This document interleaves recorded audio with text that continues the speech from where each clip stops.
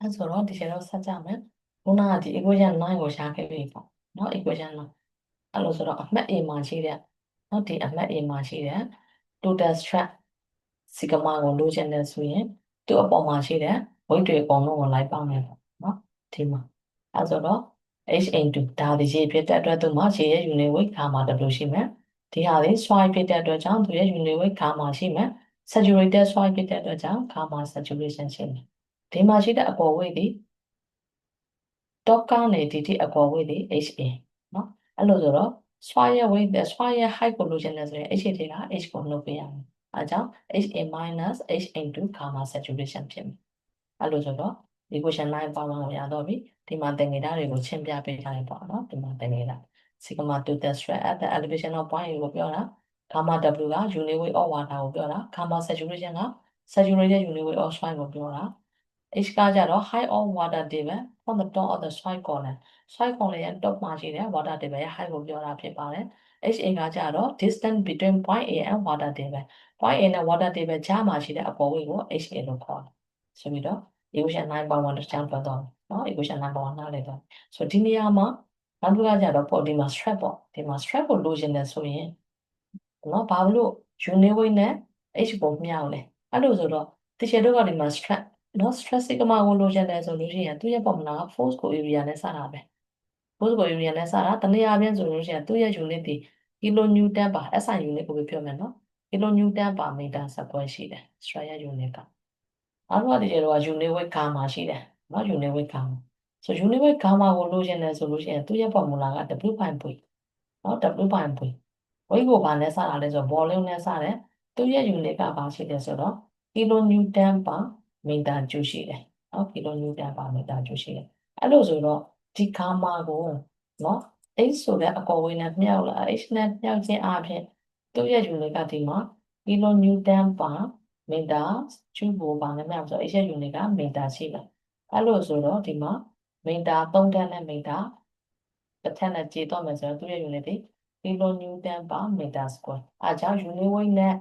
H ကိုမြောက်လိုက်တဲ့ tempo ဒီ stress ကိုရတာပဲနော် kilonewton per meter square stress ကိုရတာပဲအားကြောင့်ဒီလိုဒီမှာ stress ကိုလိုချင်တယ်ဆိုရင် unit weight နဲ့ height တွေကိုမြောက်ပေးတယ် unit weight နဲ့ height တွေကိုမြောက်ပေးတယ်ပေါ့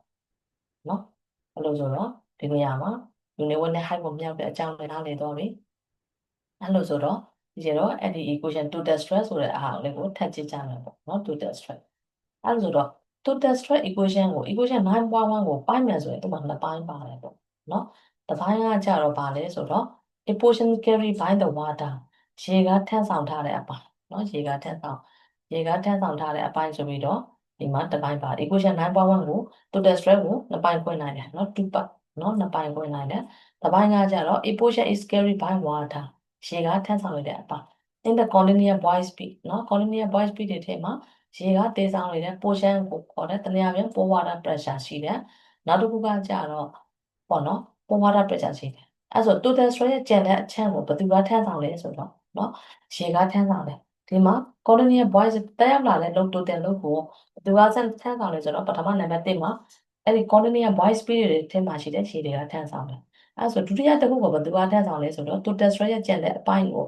soil solid တွေကပဲထမ်းဆောင်တယ်နော် soil solid တွေ soil body တွေကပဲထမ်းဆောင်တယ်ဘယ်လိုထမ်းဆောင်လဲဆိုတော့ at their point of contact နော် point of contact မှာထိတွေ့နေတဲ့ soil solid တွေကပဲကျန်တဲ့ total stress ရဲ့ကျန်တဲ့အပိုင်းကိုထမ်းဆောင်တော့တယ်အဲကြောင့် total stress ထဲမှာအပိုင်းနှစ်ပိုင်းပါတယ် pore water pressure နဲ့အဲ့ဒီဟာကိုအဲ့ဒီ soil solid တွေကပဲထမ်းဆောင်တဲ့ stress ကိုဘာလို့ခေါ်လဲဆိုတော့ fatty stress လို့ခေါ်တယ်အဲကြောင့် total stress sigma လေးထဲ sigma ထဲမှာရှိတယ်ဆိုတော့ sigma ထဲမှာရှိတယ်ဆိုတော့ pore water pressure နဲ့ fatty stress sigma price ဆိုပြီးတော့နှစ်ပိုင်းရှိတယ်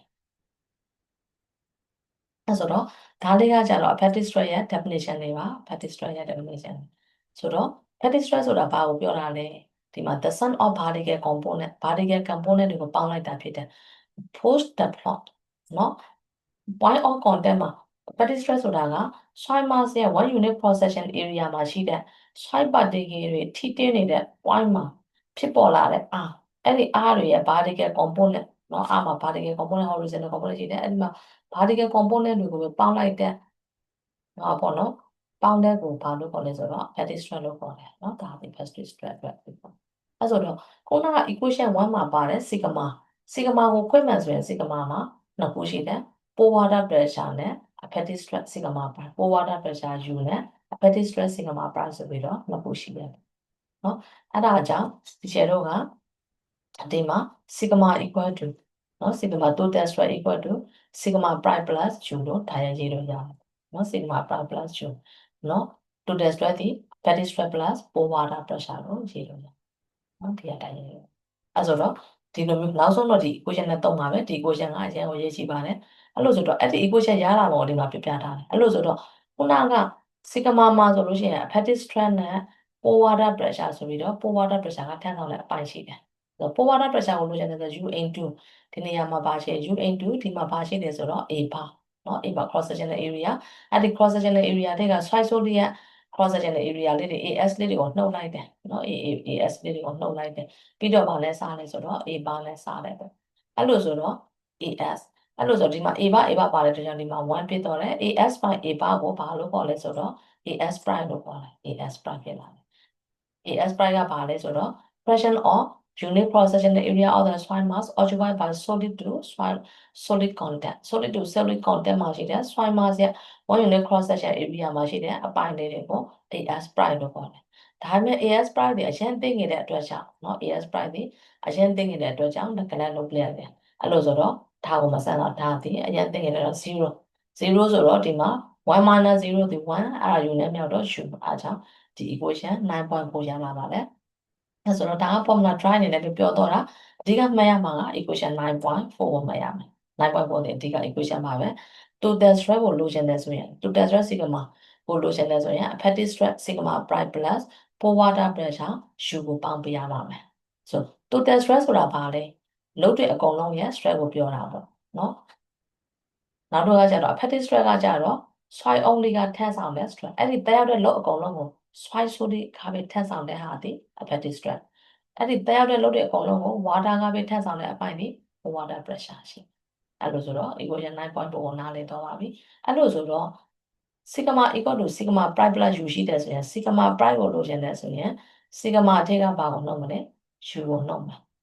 apatite stress ကိုလိုချင်တယ်ဆိုရင် total stress minus pore water pressure ကိုနှုတ်မယ်အဲ့ဆိုတော့ total stress ဒီရှေ့မှာရထားပြီးပြီဒီမှာ total stress ဒီမှာ H gamma W plus HA minus H into gamma saturation အဲ့ဆို total stress ရဲ့နေရာမှာ total stress ရဲ့ formula ကိုထည့်လိုက်တယ် minus U နော် pore water pressure ဆို pore water pressure pore water pressure ကိုလိုချင်တယ်ဆိုရင် pore water pressure ဒီမှာချိန်လိုက်ပါဒီအနေနဲ့စမ်းသပ်မယ်ဆိုရင် water activity ဒီနေရာကလည်းရှိတယ်နော် water activity နေရာကလည်းရှိတဲ့အတွက်ကြောင့်တို့တွေ A မှာရှိတဲ့အပိုင်းကိုစမ်းသပ်တဲ့အတွက်ကြောင့်ဒီအပိုင်းမှာရှိတဲ့ခြေရဲ့ unit weight ကိုစမ်းသပ်မယ် gamma W into သူ့မှာအမြင့်ဘယ်လောက်ရှိလဲဆို HA ရှိတယ်အဲဆိုတော့ HA into gamma W ဒီ pore water pressure ဖြစ်သွားပါမယ်အဲကြောင့်ဒီမှာ HA into gamma W ဖြစ်လာတယ် HA into gamma W ဖြစ်လာတယ်ဆိုတော့ဒါကဒီဟာကိုရှင်းလိုက်တာပေါ့နော်ဒီဟာကိုရှင်းလိုက်လို့ဒီဟာကိုထားတယ်ဒီဘက်က H gamma W နဲ့ HA gamma W ရှင်းချင်းပါတာကိုပေါင်းပေးလိုက်တယ်ပေါင်းပေးလိုက်တော့ဒီနေရာမှာအနှုတ်ကိုပုံတော့ဒီမှာအနှုတ်ကိုထုတ်တာဒီမှာကအနှုတ် gamma W ကိုထုတ်ဒီမှာဆို HA minus ပါပေးတော့မယ် H ဖြစ်တော့မယ်ငါ့ဘုစလုံးမှာ HA minus H ပါတယ်တော့ကြောင့်သူ့ကိုပုံတော့အဲဆို gamma 7 minus gamma W ရှိမယ်ဒါရတော့မယ်ဒီရတော့မယ်နော်ဒါလေးကကြတော့ခဏချင်းလိုက်တာပါကိုယ့်အကိုတင်ချချင်းလိုက်လေးရတယ်အဲဆို HA minus H ဒီပါလေ high oxide column ကိုပြောတာဒီမှာကြည့်ပါ HA minus H HA ခြေကနော်ဒီ H ကိုနှုတ်တာဒီဘက်ကလည်းဒီဘက်ပါအဲဆိုဒါဒီ soil ရှိနေတဲ့အပိုင်းပေါ့ high oxide column အဲကြောင့် sigma prime ကိုလိုချင်တယ်ဆိုရင် high oxide column ကို gamma saturation minus gamma W ဒီပါလဲနေလဲဆိုတော့ gamma prime နဲ့နေပါတယ်အဲကြောင့် high oxide column into gamma prime equation 9.5ရလာပါတယ်အဲ့မှာ gamma prime ဒီပါကိုပြောလာတယ်ဆိုတော့ gamma saturation minus gamma W ကိုပြောတာတနည်းအားဖြင့် summer unit weight of soil ကိုပြောတာပေါ့နော်အဲ့ဒီ soil ရဲ့ရေထဲမှာနေမြုပ်နေတဲ့ unit weight gamma prime ကိုပြောတာအဲဆိုတော့ဒီ equation 9.5ကိုလည်းနားလည်တော့တယ်ဆိုတော့အဓိကမှတ်ရမှာက equation 9.4ပါပဲနော်ဒီဟာတွေကကြတော့ပုံစံအရ according to the problem အရနားလည်လာအဲ့လိုဆိုတော့ဒီနေရာမှာမှတ်ရန်ကကြတော့ apatite stress in the soil must control volume change and strength ဆိုတော့အဲ့ဒီ apatite stress sigma prime ဒီ soil mass ထဲမှာပါတဲ့ apatite stress sigma prime ဒီအဲ့ဒီ soil တွေရဲ့ volume change ကို control လုပ်တာလေအဲ့ဒီ soil strength တွေကို control လုပ်တာလေဆိုပြီးတော့ပြောတယ်ဆိုလိုတာက apatite stress ရဲ့အရေးပါပုံကိုပြောတာပေါ့ hepatic stress တိုးလာတယ်ဆိုတာဒီအဲ့ဒီ soil ဒီပို့ပြီးတော့ denser state of packing တိတ်ရှိလာတယ် density ပို့ပြီးတော့များလာတယ်အဲ့လိုဆိုတော့ဒီ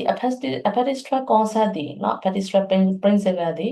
most important concept in geotechnical engineering မှာအရေးပါဆုံး concept ဖြစ်တဲ့ဥပမာအပြင် search ဘယ်လို concept တွေမှာလဲဆိုတော့ lateral arc pressure on retaining structure earth retaining structure ရဲ့ lateral arc pressure ကိုစမ်းသပ်တဲ့အခါမှာ load bearing capacity တွေကိုစမ်းသပ်တဲ့အခါမှာ foundation တွေရဲ့ settlement မြေကျွံကြမှုတွေကိုစမ်းသပ်တဲ့အခါမှာနောက်ပြီးတော့ slope တွေရဲ့ arc slope တွေရဲ့တင်ញင်မှုရှိနိုင်လားမရှိနိုင်လား stability ကိုစမ်းသပ်တဲ့အခါမှာအဲ့လိုမျိုး geotechnical engineering problem တွေမှာအရေးပါတဲ့ concept ကပါဝင်နေတယ်เนาะအဲ့ဆိုတော့ငါဒီ hepatic stress ရဲ့ importance ကိုပြောသွားပြီအဲ့ဆိုတော့ now 9.2 9.2 ကဘာကိုကြည့်မလဲဆိုတော့ stress in saturated soil without seepage ကိုကြည့်ပါမယ်အဲ့ဆိုတော့ saturated soil တွေထဲမှာရှိတဲ့เนาะ saturated soil တွေထဲမှာရှိတဲ့ stress เนาะ saturated soil မှာရှိတဲ့ stress တွေကိုလေ့လာမယ်အဲ့ဒီ condition ဒါမှသူရဲ့ condition ဒီပါလေ without seepage condition without seepage condition ဆိုတော့ရေစီးဆင်းမှုလည်းမရှိဘူးပေါ့နော်ရေစီးသူတည်းကရေတွေထွက်တော့တာလည်းမရှိဘူးပေါ့နော်ရေတွေဝင်လာတာမျိုးလည်းမရှိဘူးထွက်တော့တာလည်းမရှိအဲ့လိုမျိုး seepage မရှိတဲ့ condition မှာစမ်းပါမယ်ဆိုတော့အဲ့ဒီဟာအတွက်ဒီပုံလေးကိုကြည့်ပါမယ်ဒီပုံအဲ့လိုဆိုတော့ဒီပုံမှာကြတော့ဘာရှိလဲဆိုတော့ဒီမှာ soil layer တခုရှိတယ်ဒါဒီ soil နော် soil layer ရှိတယ် soil layer ရှိတယ်အဲ့ဒီ soil layer ရဲ့ thickness ကဘာရှိလဲဆိုတော့ H2 ရှိတယ်နော် soil layer ရဲ့ thickness က H2 ရှိတယ်အဲ့လိုဆိုတော့အဲ့ဒီ soil layer ရဲ့အပေါ်မှာဘာရှိနေလဲဆို water table ရှိနေတယ်ရေမျက်နှာပြင်ရှိနေတယ်ရေတွေပေါ်နေဖြစ်နေတယ်ပေါ့အဲ့ဒီရေရဲ့အမြင့်ဒီဘယ်လောက်ရှိလဲဆိုတော့ H1 ရှိတယ်နော်ရေရဲ့ height က H1 ရှိတယ်အဲ့လိုဆိုတော့ဒီဘက်မှာအဲ့ဒီ soil ရဲ့ရေတွေ water table ဒီပေါ်မှာရှိတဲ့အတွက်ရေဒီလိုမျိုး downward အနေနဲ့စီးမယ်ဒါပေမဲ့အောက်ဘက်မှာရှိတဲ့ valve ကိုဘာလုပ်ထားလဲဆို close လုပ်ထားတယ် valve close လုပ်ထားတယ်ရေပိုင်းကိုဖွင့်မထားဘူးဖွင့်မထားတော့ဒီအထက်မှာရှိတဲ့ရေတွေအောက်ဘက်ကိုစီးဆင်းခွင့်မရဘူးเนาะအဲကြောင့်တို့တွေက no seepage without seepage condition ကိုစမ်းသပ်တာအဲ့လိုဆိုတော့ဒီနေရာမှာအမှတ်သုံးခုကိုစမ်းသပ်လိုက်တယ်ဒီမှာအမှတ် A ပေါ့เนาะဒီမှာအမှတ် A ဆိုတဲ့အမှတ်ရဲ့ဒီမှာ C ဆိုတဲ့နေရာရဲ့ B ဆိုတဲ့နေရာရဲ့သုံးခု point ကိုစမ်းသပ်လိုက်ပါတယ်ဒီမှာ A B C ဆိုပြီးတော့တက်မှတ်ပြီးတော့ A မှာ strap နေတာဘယ်လိုရှိမလဲ C နေရာမှာ institute strap ဘယ်လိုရှိမလဲ B နေရာမှာ institute strap ဘယ်လိုရှိမလဲဆိုတာကိုစမ်းသပ်ပါမယ်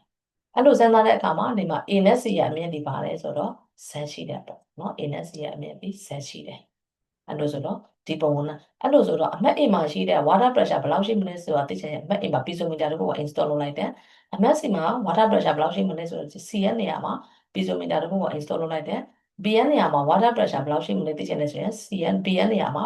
piezometer တစ်ခုကို install လုပ်လိုက်တဲ့အချိန်မှာဒီမှာ valve ကို close လုပ်ထားတဲ့အတွက်ကြောင့် without seepage condition ဖြစ်တဲ့အတွက်ကြောင့်သူရဲ့ဒီနေရာမှာရှိတဲ့ polling head ဒီသူတို့ရဲ့ water pressure ပဲဆိုအတူတူပဲ A မှာလည်း water pressure ဒီတဲ့ဟာပဲဒီနေရာပဲ B C နေရာမှာလည်း water pressure ဒီနေရာပဲအမှတ် B နေရာမှာရှိတဲ့ water pressure ကလည်းဒီနေရာမှာပဲအတူတူပါပါတယ်အဲ့လိုဆိုတော့ဒီမှာ water pressure တွေအတူတူရှိနေတယ်အဲ့လိုဆိုတော့ဒီပုံကိုနားလည်တော့တယ်အဲ့ဆို A မှာ stress ဘယ်လိုရှိမလဲ B မှာ stress ဘယ်လိုရှိမလဲ C မှာ stress ဘယ်လိုရှိမလဲဆိုတာကိုဆက်တွက်ကြပါမယ်